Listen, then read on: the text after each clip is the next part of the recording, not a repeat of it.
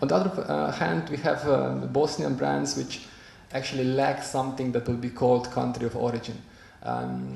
You probably all read the article on Bosnia within the magazine. I think, from my experience, I have to say that until you go there and until you spend a few days there with domestic people, you actually don't have the real feeling on what Bosnia is. Bosnia is not one market. It is maybe one country, but it is not one market. It's, for example, northern Republika Srpska part of Bosnia, in terms of market, in terms of consumer behavior, consumer preference, they behave like Serbians. So in a lot of terms, we like to say that for business, it's very important to consider Republika Srpska as a Serbian market because it is very similar. And please don't think I'm a nationalist or something like that, but I talk about consumer preferences and behavior. And now Serbia, on the other hand, has a little bit different situation. They were closed for a lot of time. They have industry for in comparison to Bosnia, which actually doesn't has all domestic brands. I'm not going to be bothering you anymore with those. You're probably more interested into perception of Italian brands and so on. And actually, this perception of Italy in the region is actually quite in line with some stereotypes.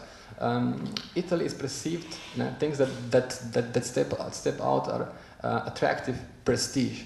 These are items on which Italy steps out of the other brands. It differs from other brands.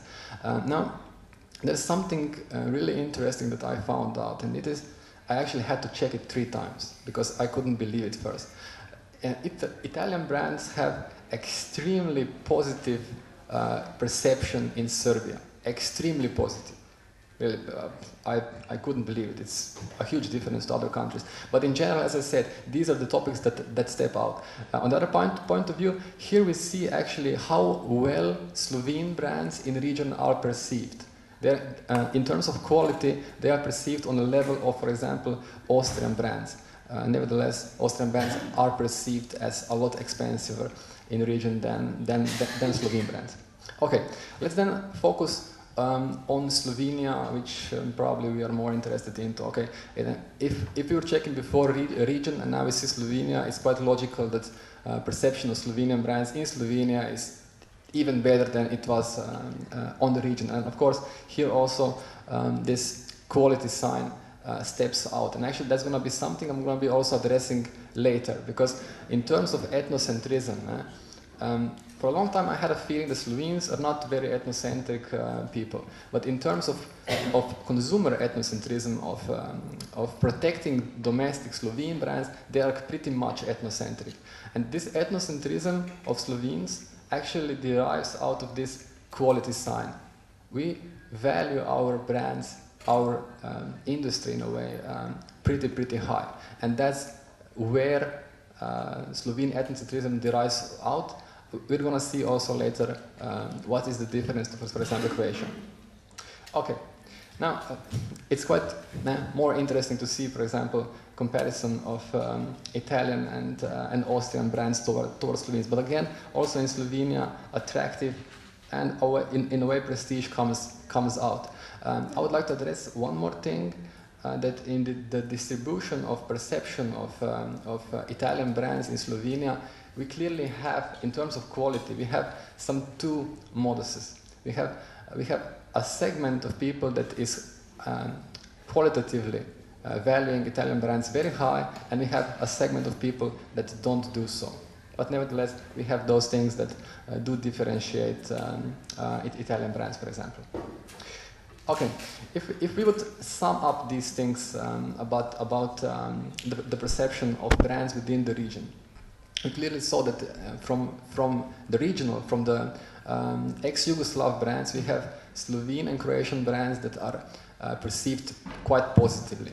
Now, there is one difference, and this is that Slovene brands are not as equally distributed and also are not as equally successful within the whole region, because they are clearly not successful in Croatia. But on the other point of view, Croatian brands are successful in Slovenia and also are pretty high valued in Slovenia. So in some terms, some Croatian brands seem to very well function on the region of ex-Yugoslavia. Now, we said also that Bosnia hardly has something that would be called as country of origin image perception, because it hardly has things that are domestic there. And also, there's that other issue. What is domestic in Bosnia?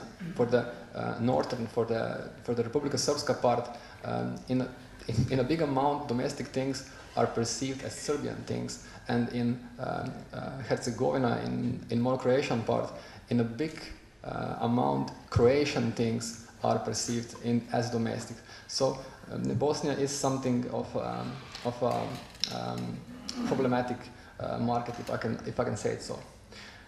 Okay, we also said that Italian brands are perceived as prestigious and attractive, as probably as a stereotype we would anticipate. Now about the ethnocentrism. I selected one of the variables that we are measuring in PGM, and it is a question where we ask people, do they rather support in-country domestic products, even if they cost you more in the long term? What we see here, that we have a clear distinction between Slovenia and Croatia and, for example, other countries, because we have in Slovenia and Croatia, we have a lot more people that are willing, that are trying to protect or are buying or have a tendency to buy domestic owned brands. Now, as I said before, in Slovenia it seems that this tendency to buy domestic derives from a very, very, very positive, very high value of quality of own brands. In Croatia it's a little bit different. It seems like various campaigns have managed to facilitate the perception of Croatian brands, which I said before has been gradually changing over time. One big difference between Slovenia and Croatia is also in using of symbols.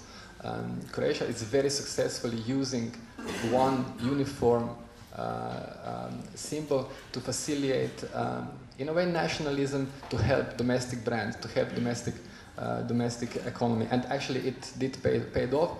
From the other point of view, Slovenia has, in this moment, it has a bunch of different symbols where actually none of them is connecting to something that would be traditionally in the origin of itself Slovene. We have, for example, different symbols for Slovene quality, for let's buy Slovene, and I don't know what else yet. And all these things in Croatia are the red Czech board.